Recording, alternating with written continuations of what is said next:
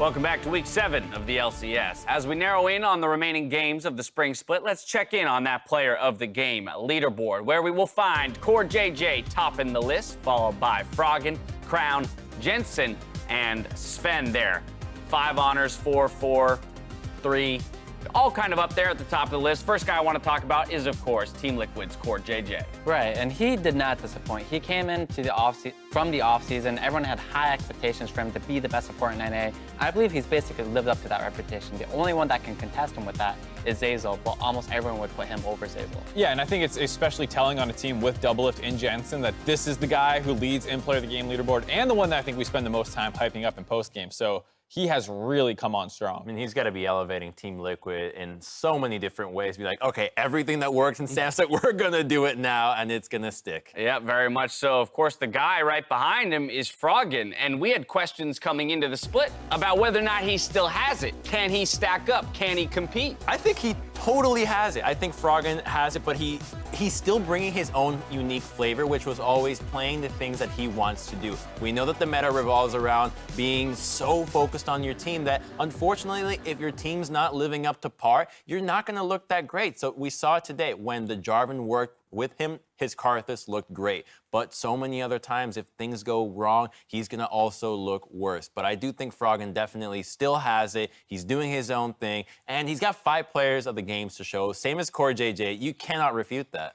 More people taking him away, though, because Jensen was just behind CoreJJ, whereas Froggen feels like kind of the lone standout on his team as, like, clearly when their team wins and is doing well, it's usually off of his back. Well, next up, let's talk about TSM's Sven, the Ezreal god. Yeah, I mean, kind of a similar story where he feels like the primary carry threat on the team. Bjergsen has stepped up more lately, but early in the season when TSM was kind of struggling at the bottom of the standings, it was Sven on Ezreal and champions like that, Kai'Sa late game, when he was the one bringing them their wins when they fell behind early, and it was, you know, Broken Blade losing up in the top lane a little bit. He was the crutch for this team to get their victories. Didn't he get a few players of the game with the Cassiopeia as well? He might have got 1 or 2. That was early in the split where he had the opportunity to play that. Out of him. He's also doing this with a new support in the bot lane, right? Now, I mean, now Smoothie's no slouch, but he had to depart from his longtime partnership with Mithy from both EU and his first year here in North America. Right, and I think he's shown that he can adapt to a new support, right? Mithy didn't have that great of a split last time he was here, and Smoothie is doing really well, and Sven's able to shine again with his team being stronger and a new support to back him up as well. Well, to follow him is another import. That would be OpTic's Crown, the world champion who slotted into OpTic and has seen mixed success throughout the split. Right, I was talking to Mark earlier, and he was saying about how, you know, Korean imports come in, and a lot of times they don't really live up to par, but I believe the 2 that came in this split, Crown and CoreJJ, have really lived up to their expectations of being good players. The one thing he seems to suffer from compared to CoreJJ is the communication difference. It may be a little bit of team skill difference, but I think you saw there was a lot of games where Crown is not quite on 100% the same page. You see the skill, you see how good he is at the game, but there's just not quite the backup that is there for some of the other mid laners. My favorite thing about him is that when he was talking to CoreJJ about why he's here in NA, it's kind of reinventing himself as, I don't need to be the best player in the world. I'm just going to focus on having fun and also being really good at the game. Because that's happy. what For being fun happy, region, right? No, you seriously play so much better when you're having fun. And you saw it yesterday. You're on that Corki, having a blast, and it's like things flow a lot more naturally from you, and the player that has such great mechanical skill would easily shine in that state. And OpTic is making a bit of a surge close to a 500 win record, and a lot of it is once again off his back as, like, by far the primary carry in this team. I was going to say, it makes you wonder how much better he might look when OpTic starts really gelling, or they land on a consistent jungler to be paired with him in the mid lane. You know, how much more of his ability will be unlocked at that point. Right. There's a lot of room for growth for that team specifically because you have a really strong mid laner and you have a lot of these different parts that are doing well sometimes and or not well and just switching them around. You can't really compare him that well to CoreJJ because CoreJJ's team is just superstars across the board, right? And then you look at Crown's team and you might not have the same superstars, so it's hard to say that, you know, he isn't able to be as good as CoreJJ. So yeah, much less star power on this squad. Nonetheless, Mark, as you said, they've impressed in these most recent games and look to be on an upward climb. Of course, their opponent today, TSM, no slouch themselves. A reminder that each earned player of the game will award that player 3 points in the MVP race. And so it does have weight and value when it comes to the ultimate award, as well as the votes that will be given out. Do they win anything? The award. Yeah, What do you want them to win? I don't know. Like Pride, glory, of being the best in the region. I'll give him the prediction And pineapple. they can have the Yeah, prediction that pineapple. has passed on. Screw I that know, thing. insurance, That's not free here. insurance. I will a handwritten note from us on the analyst desk Thank you for about good how well they games. played for that split. I mean, at the end of the day, the voting is usually where a lot more of these points come from. Even with the leader having 5, it's not nearly enough if you're That's not. 15 points. I mean, and if you It helps. Yeah, it definitely can make a difference. But typically, guys who are receiving a large number of the player of the games will also receive We a should large take him out to portion of the dinner or votes. like something. All right, Crumbs and I so will, stuck on Crumbs this. and Yeah, I give will him take you some. out to dinner if you win MVP this split. All right, we've got 2 players at the top of the POG standings about to battle it out. So we're going to send it over to Riv and Azael for game 3. MVP turns that down. No. Thank you, Dash and gentlemen. And don't you worry, Dash, it is to be trusted. I'm, in fact, Rivington Bislin III, joined by my lifeline to my bloodhound, Isaac Azael Cummings Bentley. Welcome. Great job. Welcome back. Thank you. You gonna carry me? Yeah, let's carry. We'll zip line all the way to victory. Let's jump right into the roster rundown. Loading up on the blue side, it's going to be TSM. That means in the top lane, it's Broken Blade. Roaming the jungle is Acadian, Bjergsen in mid, Sven at bot with Smoothie behind him on support, and Coach Zix and Goldman for picks and bans. And selecting red side for game number 3, it's gonna be OpTic Gaming. In the top lane, Dokla. In the jungle, Dardoch. Mid laner, Crown. Bot and support gonna be Arrow and Big, with coaches Zabutin and Croissant. And coming into this game, we did see Medios playing in yesterday. Dardoch going to be subbed in today as the OpTic roster continues to change from week to week until they find something that really feels good on paper for them and on the Rift. Yeah, exactly. And these guys have been pretty vocal about actually supporting each other and being very okay with being subbed in and out.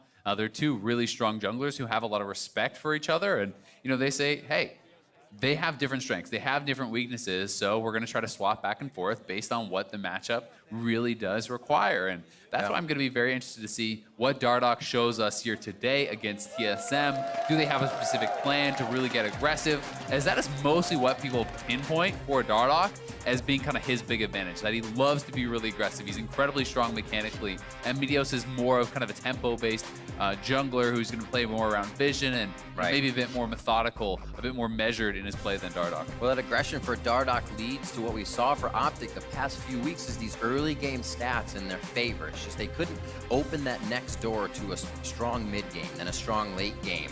Here, it might be even harder as that mid and late game are the strong points for TSM. Yeah, it really is. I mean, TSM has been playing so many long games. They have the longest average game time in the league, so certainly that is kind of their wheelhouse. That is where they are most comfortable these days. And it has been more of a struggle for OpTic in those situations. But you have to say yesterday, they did show us a very clean game. I think they played across the board very, very well. Crown was absolutely dominant on the Corki. Arrow and Big getting a level 1 kill in the bot lane. And even Dokla, to his credit, he was playing weak side of the map. It was vertical jungling, so he was essentially stuck where his jungler was never going to be helping him out. And he wasn't dying. He was staying relevant and getting his job done. He's been doing well, kind of left on an island in some of these games. Definitely learning a lot through them, as he's been saying in the interviews we've heard from. Taking stock of the bans now, Nico and Rek'Sai taken away from OpTic Gaming, and Zoe's also put on that list. The full female ban on the right, with the gentleman on the left of Jace, Thresh, and Nocturne. If you're kind of call it Void thing, a dude, who knows? Yeah, I mean, Nico is basically, as soon as people figured out this split push style Nico build, and that hasn't actually been shown on stage in the LCS yet, but it has become very popular in solo queue as well as scrims. Scary. Yeah, Nico has just become essentially a permaban, this on-hit style so incredibly strong. We are going to see a Galio, though, which we're expecting to be down to Smoothie in the support. We have not really been seeing any solo lane Galio for quite some time, but it is something that can kind of scale up and give a lot of utility, a lot of power in the teamfight stage especially. But I do think it can be punished. We'll see if OpTic want to try to go aggressive in that bottom lane to punish it. As they showed yesterday, they can do with picks like that Kalista. Most likely matching with another support pick as Tom Kench is left up. Big will take that under control to keep Arrow safe. Also one to try Kalista in that bot lane. We'll see the hover is what is second pick here for OpTic Gaming. Figuring could be strong early game. What will it be? Draven would be an interesting one. This was an Arrow signature pick in the past, so wouldn't be shocked to see it. I do think it also is going to give you a lot of that laning power against the Galio. Galio is very weak, I think, in some of the early levels here in lane, so it's something that could be punished. Certainly, Tahm Kench is going to be able to give Draven the ability to play more aggressive because he can devour you up if you do get taunted by the Galio, if you're actually getting attacked there. But it is not really a support that always has the most kill pressure unless your opponent's kind of opt into that fight, right? If they are sitting back and trying to stay away from you, it's harder to actually get fully stacked up to try to play aggressive and finish off a kill. We'll see if they can play it on that bot side, though. Cadian wants to lock him in place. Cataclysm will be going down around Arrow this game and his Draven, so better be big right on his backside to save him with that Tahm Kench. A lot of aggression already from TSM, and it shows when these guys can hit R at level 6 and beyond. It is going to be a force to be reckoned with. Ezreal picked up here for Sven as he can scale up to that 5.2, but also get some of that damage and stay safe from Arrow in lane.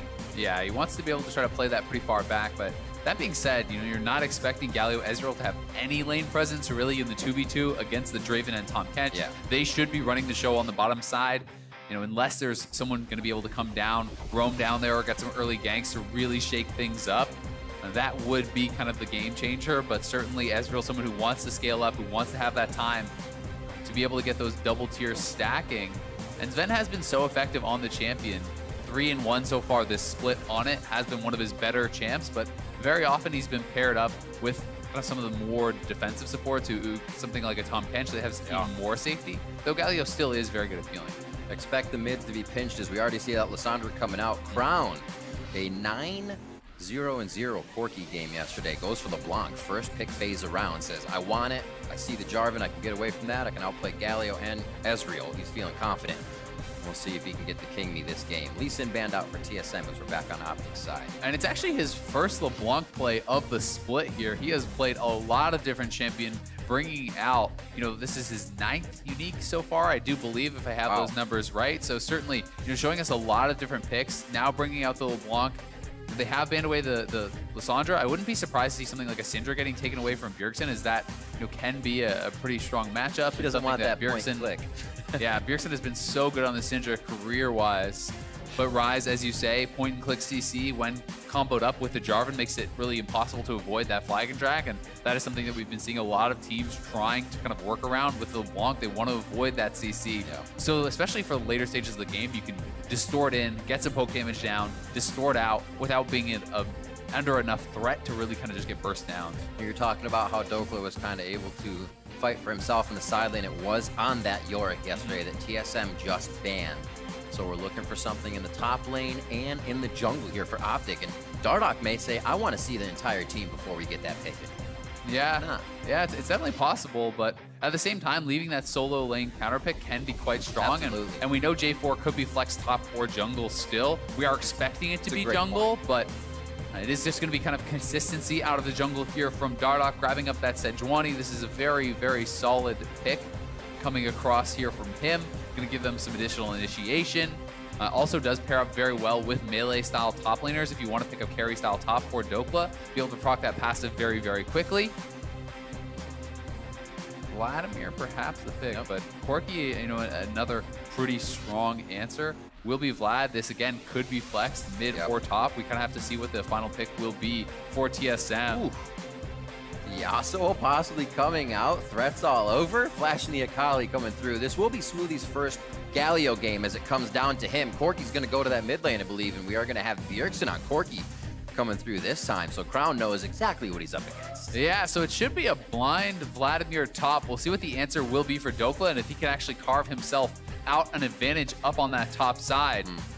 Very heavy magic damage profile kind of coming through from TSM. Yes, Ezreal does have physical damage. A high amount of magic damage from the Ezreal, Vladimir and Corki, as well as the Galio. Going to be a lot of magic damage there too. We'll see if Acadian is going full tank. He's not going to be bringing a huge amount of physical damage threat. So I do think there is an ability for people like Dardoch to really kind of hedge their bets and go heavily towards magic resist. Even someone like this Aurelia could go for an early Wit's End, or even a Hex Drinker a little bit later on if he wants to rush Triforce. So there is optimizations they can make to really try to stay safe against what is going to be a huge amount of magic damage coming from this TSM squad. And Aurelia plus Sejuani, I feel, is one of the strongest 2v2s that you can have up on the top side of the map in the game.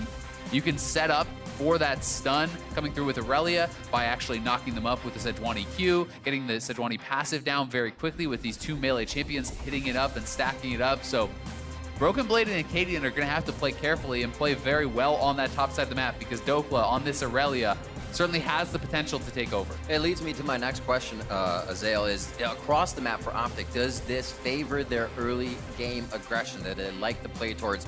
Is every lane a threat for them? I definitely think so. You're looking at Draven in the bottom lane. You're looking at this LeBlanc, who is going Ignite, can play very aggressively. And then you have drafted this super strong 2v2 top lane with the Sejuani and the Aurelia. They had counterpick, given that red side that they selected on the top side of the map. So this is certainly some heavy potential to snowball here for OpTic if they can get it going early. OpTic 6 and 7 in the standings versus TSM's 8 and 5. Both teams coming off a win yesterday and obviously want to end this weekend on a win. I'm sure the TSM fans are ready to see that, but OpTic switching up the roster back and forth are looking to find success here in the last few weeks. And I think if OpTic can't get any sort of an early lead and you're looking into, the team fight stage later on, TSM has a monstrous team fight with double marksman. They have incredible engage here. So we'll see. And we're going to get a quick sideline report with Sabatine to see how OpTic's feeling coming into this game. Thanks, guys. Coach Sabatine, wanted to ask you, we see Dardoch in against TSM today. Why is he the player to play? Josh is bringing other options than Will in terms of drafts and picks. I think that it's hard for the enemy team to expect what he's going to play. I remember the Jade jungle. So it's always put an extra pressure. His playstyle is kind of different in the way he's interacting with other players as well. So I thought it was a good choice, but Will is as ready. I think we are like the same level of team, whether Josh or Medios are playing right now. Well, thank you, and wishing you and the team the best of luck. Back to you guys. Definitely interesting, talking about even the pressure that they kind of add and the respect that you have to give to these different champion pools in draft. Certainly Sejuani, something that Medios or Dardoch could play. Not a kind of crazy pick there by any means, but they do have different play styles, and it does have to change the sort of game plan you're going to go into this with as TSM. It was interesting to see even some of the higher teams like Cloud9 coming into this few weeks with the patch change. Blabber came in, everybody's kind of flexing to see with the Rek'Sai coming back into play. And I like the fact that OpTic feels is that it's the same level of teamwork they'll get, but a different variety out of the play. Yeah, and I think historically, it's fair to say that jungle is where we've seen the most success, even worldwide, with rotating players in and out, right? Because you can even have, when you're getting into playoffs and you're getting to best of series, the jungler's sitting with the coach, trying to analyze the jungle paths that are happening, the tendencies that are happening, and trying to get advantages there. Ooh, nice few hits, good catches as Big gets in front of Arrow to get those stop attacks on the Mystic shots. And Smoothie, like I said, first Galio back and forth. We'll see how he plays this. And this is Klepto Draven, so popping the W, that's going to give you the ability to pop those Klepto procs. And we saw this actually yesterday, I do believe, from Deathly, so playing that same style of setup. And if you can actually have a successful early lane phase with this, not only are you getting potentially the gold from your passive with the cash-in, but you're also getting more Klepto gold. And we have all experienced those games where Draven gets to an early BT and just feels like you cannot stop him. The hope here with Kleptomancy is that you get there even faster, that you're getting all that additional gold and can really take over with those early items. Early level 2 already pushed in, gonna have to fight with aggression under the turret here if OpTic continues to add pressure. And doesn't even look like Acadian can make a stomp down just yet. Made 3 ward down, but still needs his jungle. So here goes Big. And Arrow is off to a great start. See if Sven can clean these up. Bjergsen low in mid lane. His Crown is also getting that aggression on. The threats are working for OpTic early. Yeah, and Bjergsen still has a lot of potions. He can kind of charge up here with that corrupting potion, but he does have to be careful because if you get too low, Crown did not expend the Ignite. And that's why Bjergsen's having to give the respect here to actually step back off the turret, give up a few of those CS because he's waiting for Fleet to heal him back up. He's waiting for these 2 corruption potions that he actually popped to heal him back up, knowing that if you step up too low on health, Crown could get a solo kill. And we saw what he could do with the lead yesterday. So certainly not the guy you want to put in that winning position. Even before his Corki game, we remember the Rise game just before as well. He was playing it against, now I'm going to forget. But he was just hiding in the brush, trying to get the kills down. Here he goes! Goes in for it. One last shot back. It's heated. Bjergsen getting a kill. First blood going over as well, and they trade. 1-for-1. I think that was the first blood for Crown, though. So It Crown was for Crown. gets the extra gold there, and the minion wave is actually much better for Crown, but it is TP advantage for Bjergsen, and he did not blow his flash, so we'll see if he can actually reset this before Crown gets in the mid lane. I think he will be able to reset that wave, so pretty even trade overall, but it is summoner advantage for Bjergsen, and here this is one more time. Crown playing this so aggressive, trying to get this early edge, utilize the ignite that he has. Down. He hits the Q, distorts forward, connects with the chain, and he just commits to it, tanking multiple turret shots, flashing forward to keep that chain leashed. And the last tower shot does knock him down, but Bjergsen... No, Bjergsen actually got first blood there. He did have 400 gold, so certainly better for Bjergsen on the trade. Woo. Very, very close, though, and super aggressive plays. You honestly don't see a lot of that these days, where people are willing to take those huge risks to go for that solo kill. 1v1. It's not like summoners have been forced. It's not like anything else had been really happening. And look how defensive the buy is here from Bjergsen. He picks up a Ruby Crystal and a null magic mantle there. Really not wanting to fall prey to this early game here from Crown. Keeping these minions nice and low so you can farm it up. 38-29, so Bjergsen's still well within farm there and within pressure in the lane. What a fiery start to that mid lane between Crown and Bjerg. As OpTic, Arrow, and Big are still pushed up on this Draven and Tahm Kench bot lane. Smooth as Galio and Sven's Ezreal having a tough time here cleaning up, but they're staying within just the CS wave. And as long as they're not giving up a lot of turret plates, as long as they're not actually giving up a big CS deficit, it's not going to be the biggest deal. You certainly do expect OpTic to run this lane in the 2v2, and they have done so thus far. But if they don't cash in, if they don't get turret plates, well, Ezreal's going to scale up, Galio's going to be great in the team fights, and it's not going to really result in much of a difference.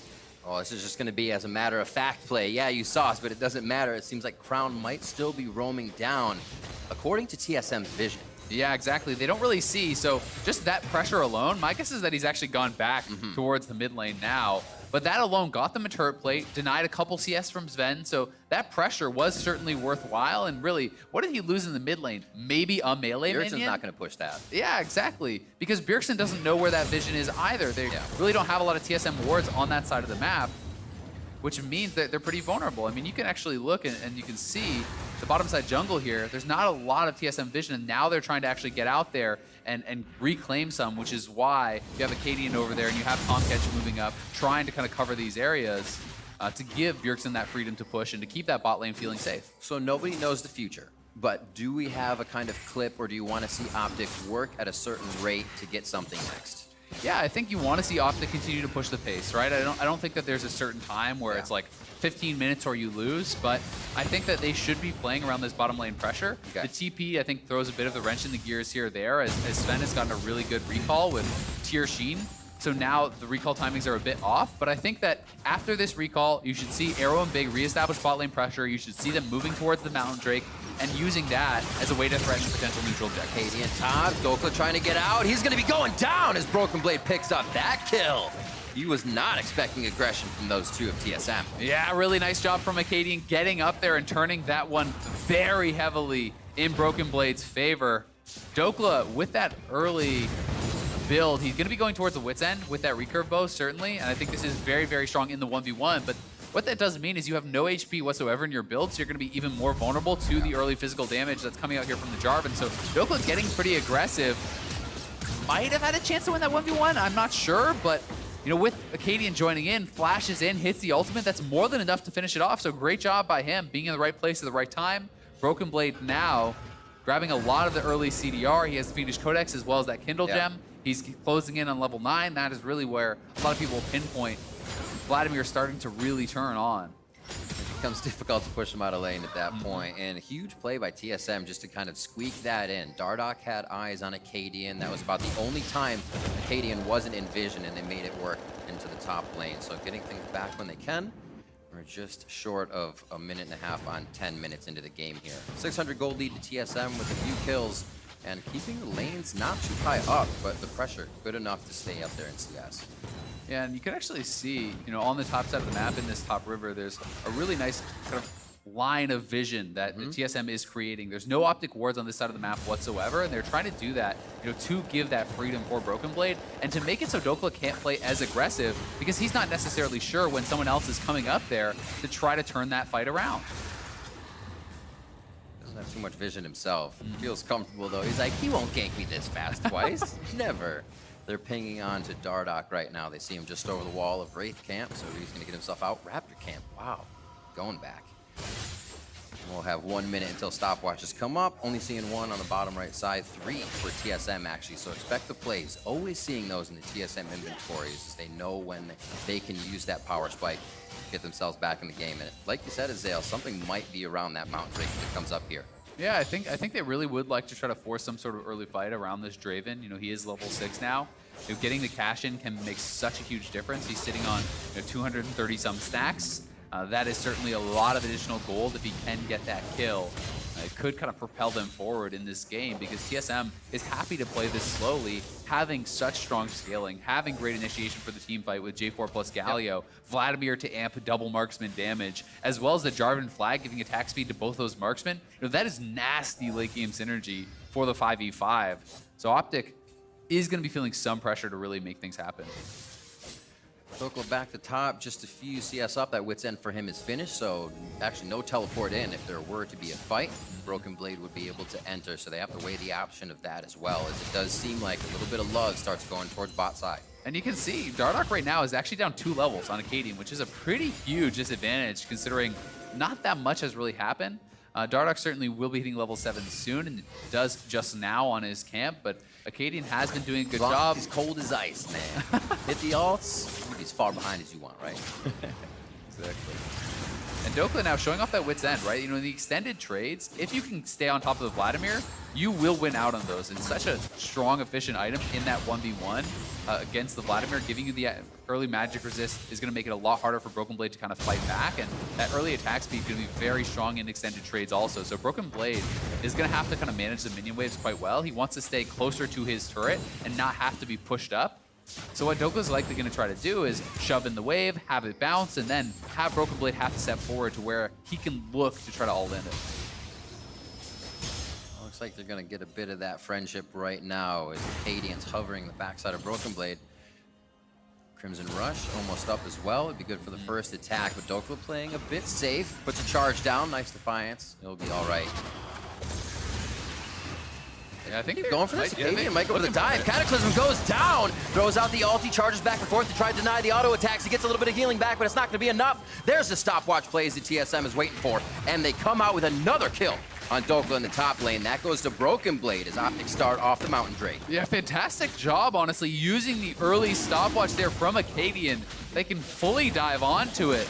OpTic will respond with the Mountain Dragon, and now Crown up to the top side looking for a trade kill. Oh, this is going to be the pickup here. A little retribution for his teammate Dokla, and Crown picks up a second kill for himself this game. Getting the shutdown there as well. Very big for Crown, but they will be sacrificing at least one turret plate here in the middle to do it, and this was a pretty obvious gank as Broken Blade is just running at Dokla all of a sudden. But the fact of the matter is, he procs the phase rush. He knows he has stopwatch. He knows he has pool. So going forward, tanking as much damage as he can, then pooling up. It swaps over to Acadian, but Acadian has stopwatch. Broken Blade still had his stopwatch. So despite the fact that Dokla played it quite well, not a lot of opportunity to really fight back and get that kill. And you can see in the jungler comparison, Acadian kind of mounds ahead already in this game. And we said he was tracked. Dardoch had him in the first few instances in bot side jungle with Arrow and Big's push and Draven and Tom Kench. And once Acadian finds that opening, he takes off. Now 0-0 and 2 as he's gotten Broken Blade up and running,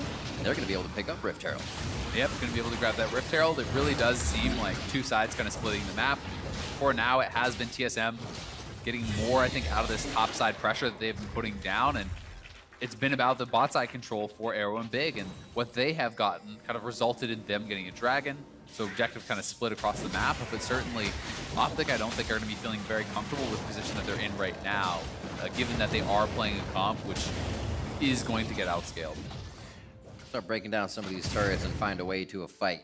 Get some of these Draven axes to cut people down and make sure that Rift Herald isn't going 2 tiers through from TSM. They have anywhere they want to use that now. Acadian's going to start bringing it towards the bot side of the map. It looks like they're going to start putting a little pressure on the jungle. Crown wants more info. I'm not happy with just the CS in lane right now.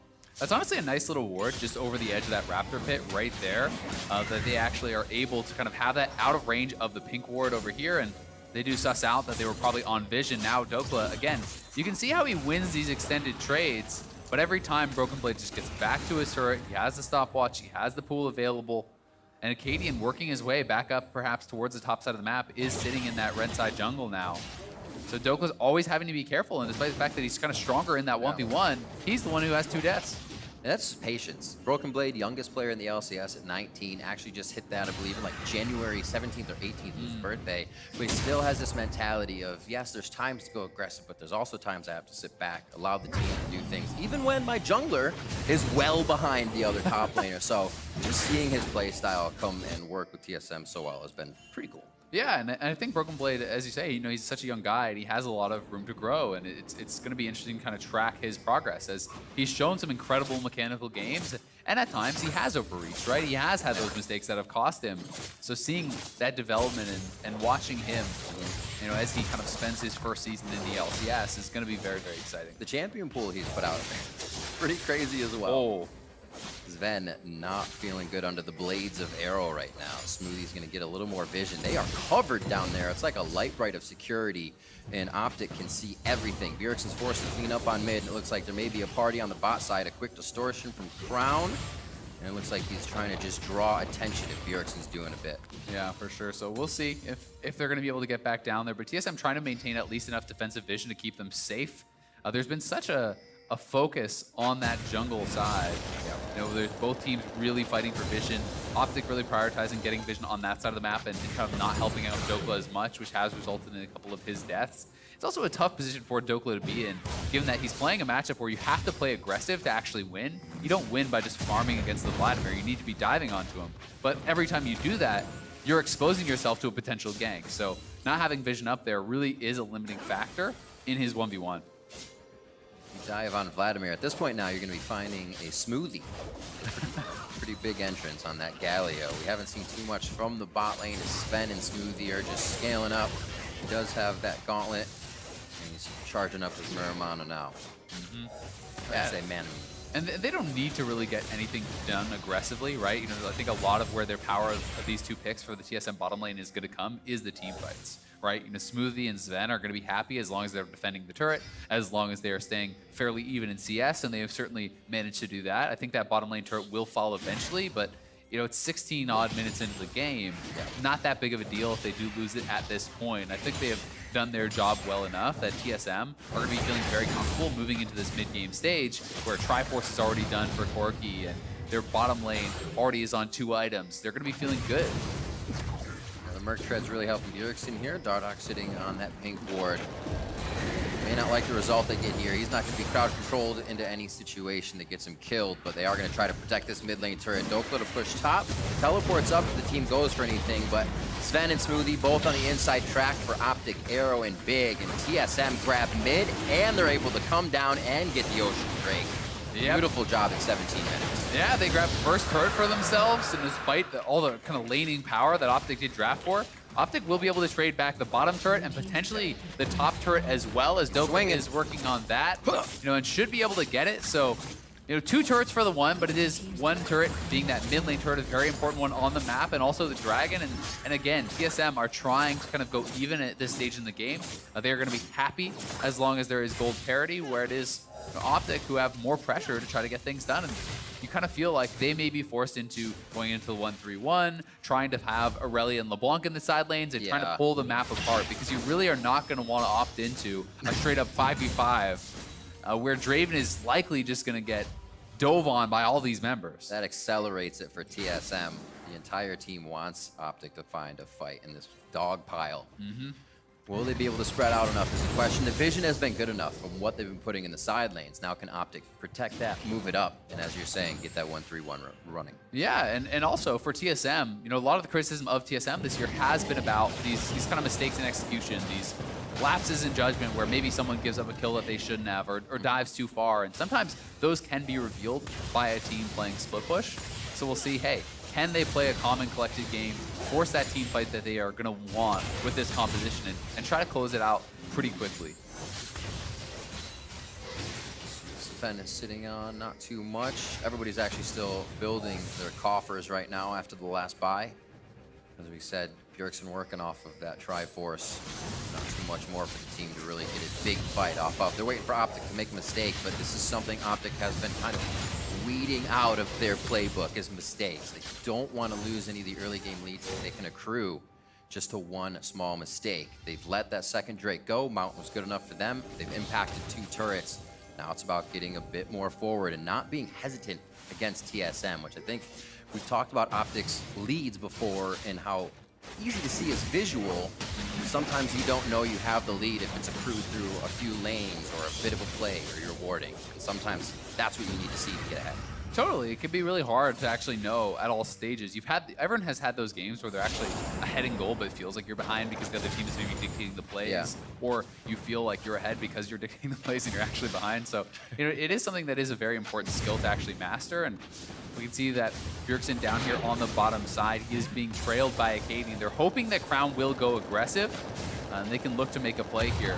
Because there's a couple different ways you can play against this as TSM. You can see Aurelia is going to be splitting top, LeBlanc is splitting bot. So Acadian either wants to try to force something, you group and you force on the 3-man squad, or you try to pick off a side lane and then try to get something from that. So for now, Acadian trying to kind of ghost and stay behind his own split pushers in case OpTic ever goes aggressive, and then he can punish them. Knight's Vow on Acadian for Bjergsen. Link up already. He's going to grab red buff as well, so he can get a little more side lane protection and get himself out of trouble if they get on him with a slow. And he will wait. Very patient game for TSM here. Usually they're activating a few fights that they want, but OpTic is not giving them anything. And props to OpTic, as I said before, here 20 minutes in, I think we're going to have to start seeing teams kind of huddle up around these turrets, the last few standing in the outer ring. Yeah, and some of that is certainly compositional based in the way that TSM is playing, right? They're going to be happy to kind of wait and see what OpTic is doing. You're going to be ones feeling like your opponents are more on that clock. We saw how monstrous Crown was yesterday on the Corki. If you let Corki get to 3 items, 4 items, he is going to absolutely make you pay for that. And Dokla now maybe getting caught out. History repeats itself on the top side of the map. Dokla trying to go for the fight a little bit more this time, but he's definitely going down. It's Acadian picking that one up. They rinse and repeat the top lane gank again. Yep, Acadian tried this on the bot side with Bjergsen, couldn't catch Crown, goes straight up to the top side, does catch Dokla, which is going to mean they're going to lose their outer tower. And if you're losing in that side lane, it's going to be very hard for this 1v1, this 1-3-1 to really be pulled off here for OpTic. So Dokla has got to be careful, either needs more vision around him or to play more safely, unless he knows where Acadian is. Ooh, Con. Crown gets himself out. A little scary there, but he'll be fine. Big was there to devour if anything went too wrong, as Arrow continues to farm up in that mid lane. Arrow and Sven just farming it up. Over 600 stacks you can see on Arrow right now. You can't see the last number, but certainly looking like he has a lot to cash in here if he were able to ever get that kill. Sitting on 2 items plus the QSS, and also likewise for TSM, when you have such a good dive composition, Draven was already probably going to be your target. Now if you kill him, you erase a lot of those passive stacks. That would be enormous, and they certainly have the composition to be able to do it. Mountain Drake looking tasty for TSM. Definitely eyes on Arrow. See if he cashes in on this one. We'll see how much cash he gets, especially if you take somebody down like Bjergsen, get an extra bit of money on that. And good pressure from TSM and fight comp that they've been working with. Gonna hold off OpTic for now. Broken Blade going quite low. Dardoch wants to get himself in a little bit closer as Big starts to pressure Bjergsen on the outside. Smoothies into the middle of the fight as Big looking to try and crowd control the rest of the team.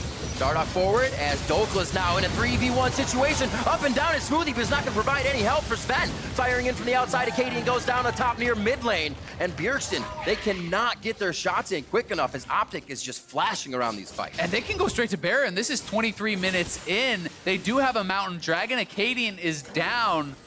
Sven is very low HP with no teleport. We'll see if they can try to poke them off. Smoothie and Bjergsen already in the area. Sven in the mid lane trying to push that out. Some low health bars here on OpTic, but we'll see if they go for the finish. You were saying a few small mistakes by TSM would set them back. Let's see if they can get it back now.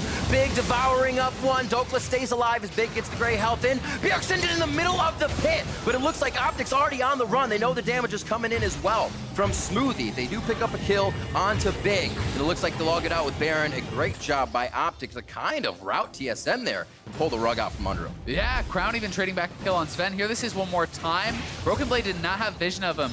A good pull, but he's lost so much of his health early on into the fight. And then you can see, up on the top side, this is Dokla TPing in onto the ward. Broken Blade has no pool, knowing that he is going to have the advantage in that side lane fight. And Acadian was diving back onto Arrow, but there was no follow-up damage available. The Galio ult is not going in. The rest of the team is not there to actually follow up. You are not going to be able to take down that Draven as the solo tank J4. And that fight certainly very split for TSM and not how they wanted it to look. You want the Vladimir diving in at the same time as this Jarvan, the Galio following up, everything to be on the same page. And it felt like they should have perhaps bailed out once Broken Blade got chunked off, but they just still tried to overforce it. It's one of the few fights where you can say when the enemy ults first, they win. Usually it's the team that ults second after kind of figuring out and then assessing the fight. So that was crazy. Thankfully for TSM, though, Arrow did not cash in. He was very close to doing so on Acadian. Was not able to get that final hit. So still, a lot of extra gold could have been picked up by him there. And you can see some of these bounties starting to show up. You know, these members certainly going to be targeted very heavily by the two teams. 1,250 gold available in bounties, for TSM to grab on the OpTic side. And you'd also be taking off so much gold in stacks that it's even really worth a lot more than that. And certainly for Bjergsen, a lot of the onus is going to be on him to carry. He is the strongest member on his team, has the most farm in the game, has those 2 kills, and almost on 3 items with the Corki. When he gets that IE, he is going to be able to light these squishies up. He's a playmaker. It's the reason all those trophies. They go. In the pictures, they get big immediately. How much is the team going to do to save him? And is it going to be worth? Crown on the other side of the fight looking for the retreat kills. Damage onto Smoothie. Crown's in, tries to get Sven, but he actually gets damage across 3. Not enough to kill 1. In goes Acadian. There's the attacks. The burn is down. Crown gets taken out. Bjergsen picks that one up. It's going to be Draven picking up the cash. Arrow cashes in big onto Smoothie. Dardoch goes down by Broken Blade. He's in the middle of the fight. Here comes Broken Blade for the double kill as Arrow gets himself out alive, and he's going to go spend that cash. Yeah, Dokla, though, just continuing to split. This is very similar to yesterday on the Yorick. If TSM is going to force, he is not answering. He's saying, all right, you guys survive in the 4v5. I will get towers. I will get guaranteed gold. And that cash-in was enormous for Arrow. Sitting on 2,800 gold when he went back to base. Just ridiculous. He even had to, like, rebuy and buy his soul. He's like, what do I even buy? I got coupons, That's so much money. How do I spend it?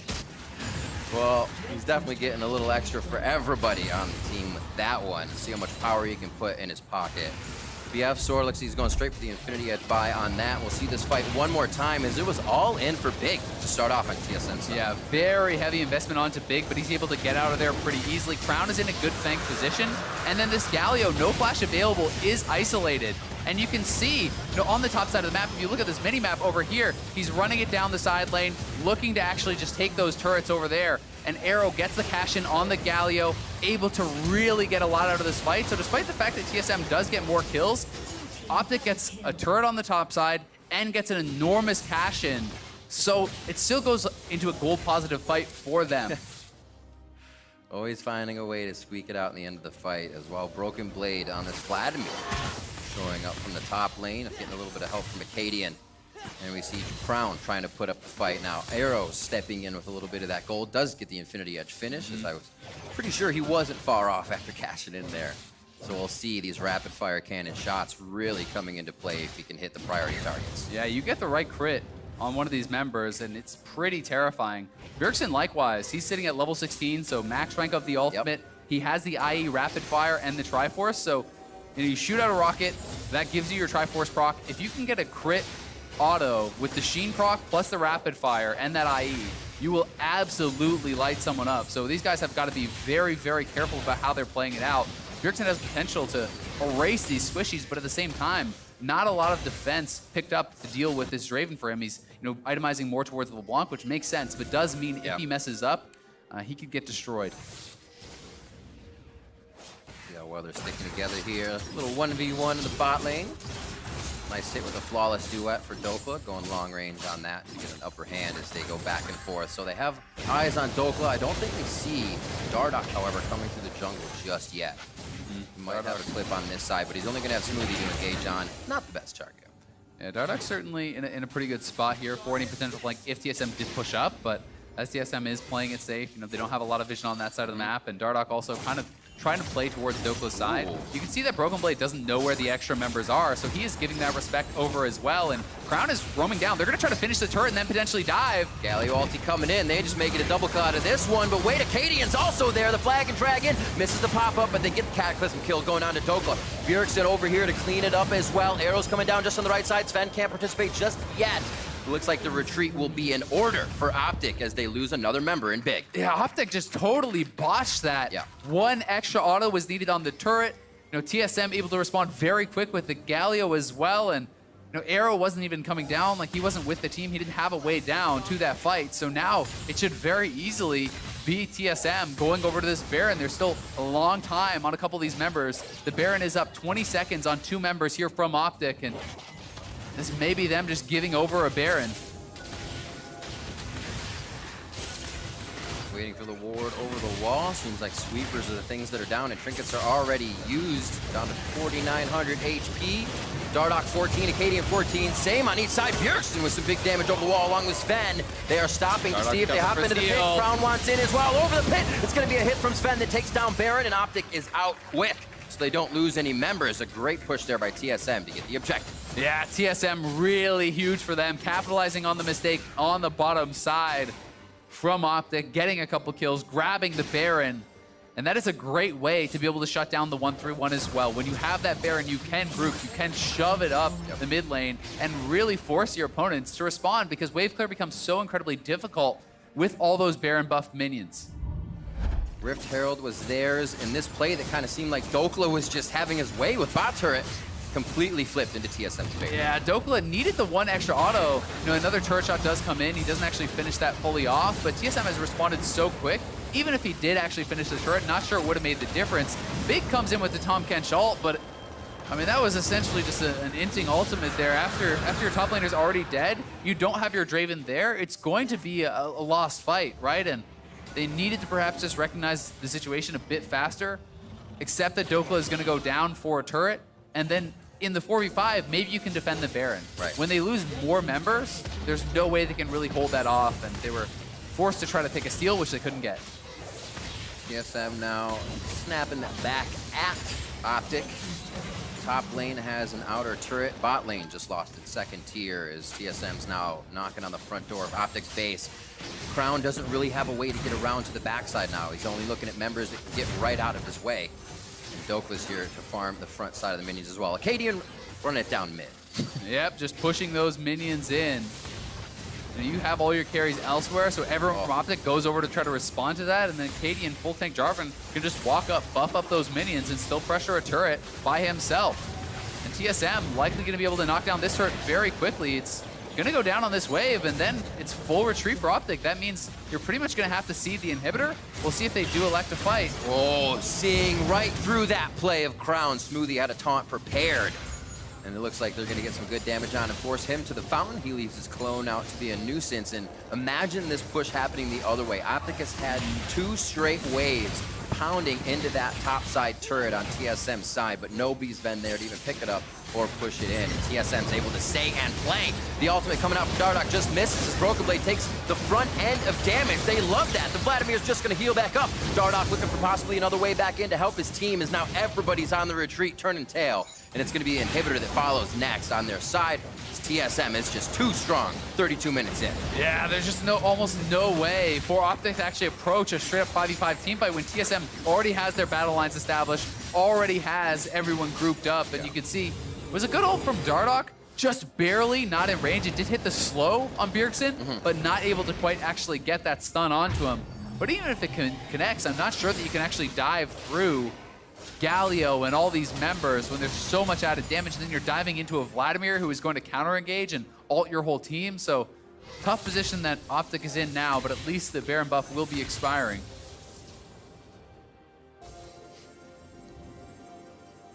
Let's see, 15 seconds on this Baron power play to go off. It looks like they're still going to be strong enough to push whatever they need towards the top side. Pink wards and quite a few of the inventories here to be moved up and protected for TSM.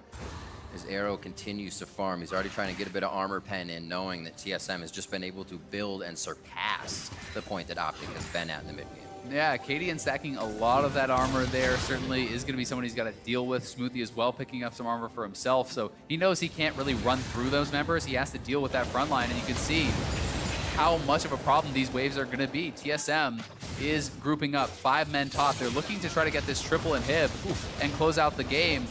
And these supers are going to be such a problem. You can see them on the mini-map right here in the mid lane, pushing up there, pushing up in the bottom lane as well. That is going to be the issue for OpTic. When those waves arrive at their base, they're going to have to send members down to deal with them or risk losing their Nexus turrets. And when you're 2 to 3 members clearing those waves, well, TSM is going to try to press in and take down this final inhibitor. Few hits once Sven starts to hit it. Already about a fifth of the turret's health goes down with just 1 W and auto attack.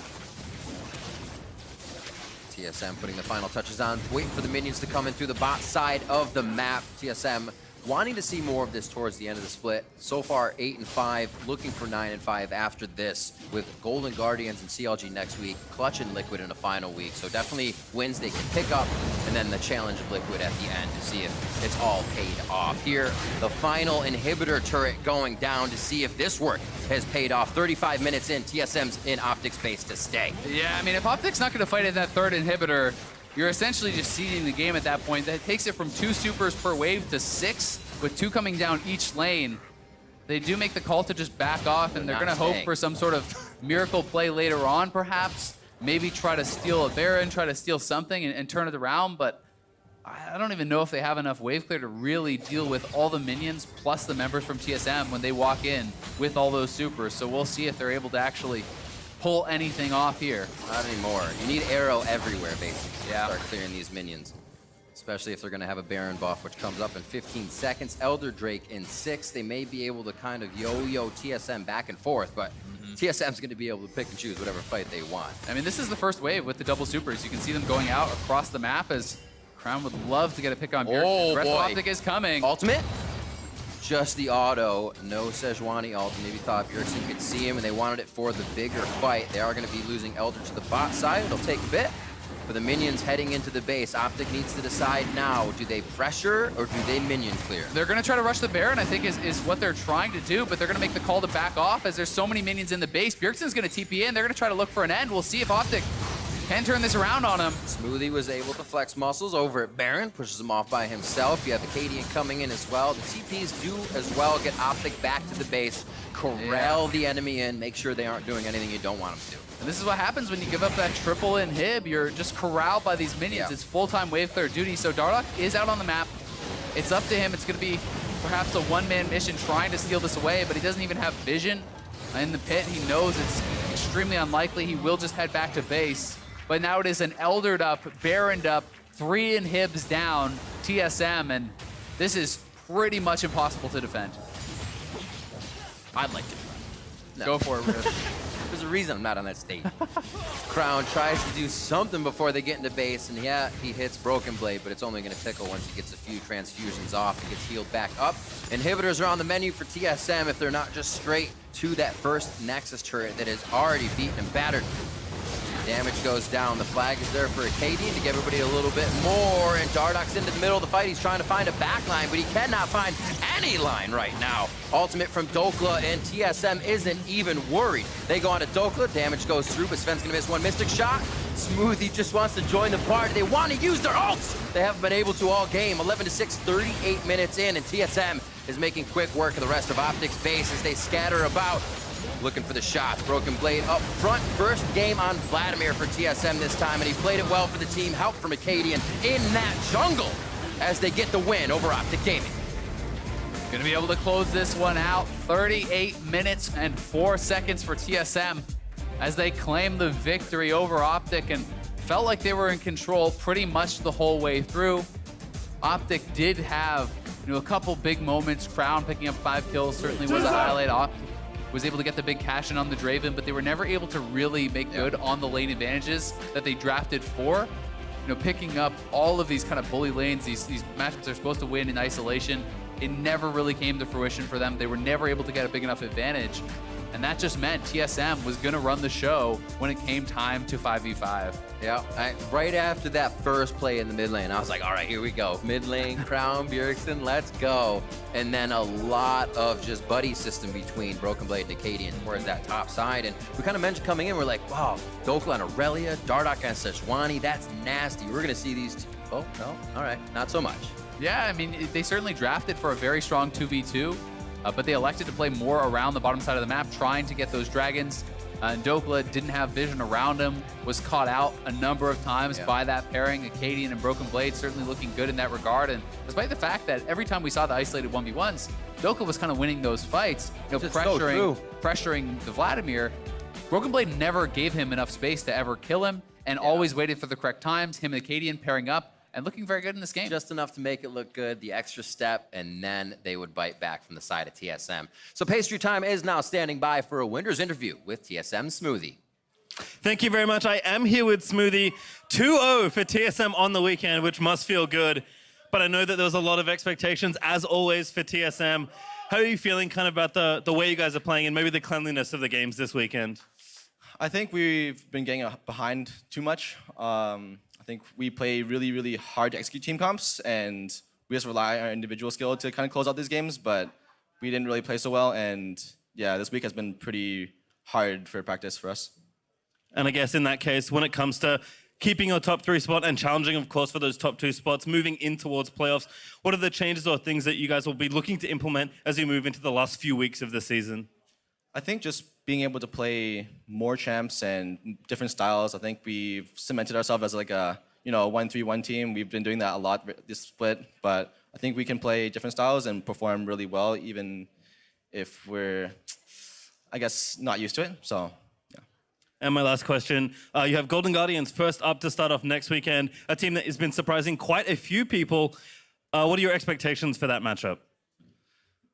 Well, GGS beat us last time, but I think that we were not so good in the first couple of weeks. I think that next week will be a lot better. I think this week was probably our hardest week. We had really bad practice. Broken Blade was actually sick for a majority of the week. So we couldn't get really good practice with our 5 players. And I think next week, once everyone's back on their feet, I guess we're going to have a lot better practice. Well, still 2-0. Congratulations on your wins here this weekend. We are going to throw it back to the State Farm Analyst Desk. Thank you very much, Pastry Time. TSM moving to 9-5 after a pretty contentious victory there against OpTic. Both teams having opportunities, I would say, to come away with the victory. But I want to take a look at team compositions here. And Mark, when you look at these 2 sets of 5 champions as they are rostered out, what should be the game plans heading into this for each team? I mean, for the side of OpTic, you have a pretty clear 1-3-1 with a lot of early game dominance, both with the Draven and LeBlanc. And so you want to go in and affect all these lanes. And so you have a lot of different lanes you can choose from. On TSM side, you have 2 pretty uninteractive lanes in the mid and the bot lane, more focused on scaling and team fighting. So, of course, TSM wants to go top. So TSM clearly wants to go top. OpTic can go anywhere. And yet, so where should OpTic They should go top and fight the 2v2. My issue here is I think that you have all this early game dominance with your lanes, but your jungler is not early game dominant. Your jungler is a Sejuani. Maybe in the least would have been really nice. And so Dokla, as a result, he's having to lane against a Jarvan. Crazy early game with a Vladimir, and he's not getting any help. Yeah, but that's the thing is you can go make other things happen. Like you can fight a 2v2 top. You can be there to cover a dive like this when it comes in, because you know the only place Acadian can go is top, and they were never there to turn these plays around, try and help them out. And this was kind of what gave TSM their foothold in this game, because if you were able to keep this lane even while your other 2 lanes were getting ahead on their own just by being more early game focused champions, you might be able to take this game. Right, and I believe we had a stat earlier in the day that showed that Dokla has the most isolated deaths. Oh, yeah. And if you're curious, he also has the lowest wards per minute out of any top laner as well. Those seem to be connected. And like, to be fair, one of the ganks was a lane gank. However, if you need help getting vision, you need to tell your team, hey, I need help getting wards. So just ask for people. Right, again, that's another thing that the jungler could help you out with if you are able to make that request. Of course, he had, I think, three four deaths pretty early on in the game there to hand over some advantages to Broken Blade and again give them some of that team fight power that will let TSM contest later down the line. I do think that's a difficult thing to do when you're coming into a new team and you're kind of learning that as a laner you do have access to tell your jungler, hey, I need you to do this for me. And simultaneously the jungler can do the same thing for the laner. And if you're not confident with your team, comfortable communicating, like I literally need you to do this for me, then you're just not going to ask for it. You're going to start dying. And especially in a game where we're saying, you know, mid wants the jungler and bot wants, jungler wants to, or Draven wants to snowball his lane. LeBlanc wants to snowball her lane. So Dardoch's probably getting pulled all over the map at this point. And so I don't envy his position, but it was still strategically, I have to say, probably should have gone top more. Yeah, without a doubt. Of course, this didn't stop OpTic from picking up some kills and eventually securing a Baron buff for themselves. So while things were going awry in the top lane, here's some of the good. Right, and this fight started off with a huge chunk onto Broken Blade. I'm surprised TSM is still trying to take this fight at this point. Their carry top laner is literally out of the fight. The only person that The guy has who's gotten all the advantage. kills. Right, and he's not even a part of this fight. So TSM taking this fight for, I believe, an Earth Dragon is definitely not worthwhile. This is one of those situations where you have to say, hey, I got chunked out. I don't think we can fight. Yeah, it goes from, you know, losing a neutral objective, Mountain Drake, oh well, to Baron's gone now, and we might start losing this game. Right, Baron is picked up by OpTic. Now let's see what they do with it, because these last 2 weeks, we've really been hammering what is it that teams are doing to take that global advantage like a Baron and snowball to a victory. And here, OpTic drops the ball. The biggest issue is OpTic is fighting with a teleport disadvantage here. You have a split pusher topside, and they're already committed to the objective. I mean, by the time this fight has already happened, it's already way too late. You've blundered your Baron, to be honest. And I think we both agreed that the way to play this is push first, take advantage of getting towers, and then fall back into the objectives. Right, and something I want to call out, I gotta say this is on Dokla for being top lane in the first place. So when you have an objective spawning and you're trying to split push, you want to split push on the objective, like that side of the map, if you don't have TP. So once they got that Baron and saw Dragon was spawning, Dokla should be going bottom, and the rest of them should be going mid. So that way that they actually have pressure and 5 people on the same side of the objective, and he's just not there. From there, you collapse into the red side jungle, drop your wards as you retreat back to the dragon. Cool, now we've got vision and control over the jungle to safely secure that objective. I mean, you can play it a lot of different ways. Right. You know, like Crumbs is saying, you have Baron buff for a limited amount of time. Using that to get vision control around a Drake and like kind of have a little footsie game is not the most effective use of Baron to begin with. So, you know, they have a lot of different ways they can do it, and they just chose one of the worst ones. It's like a funnel. Bad choices. I was like, we'll take that. Yeah.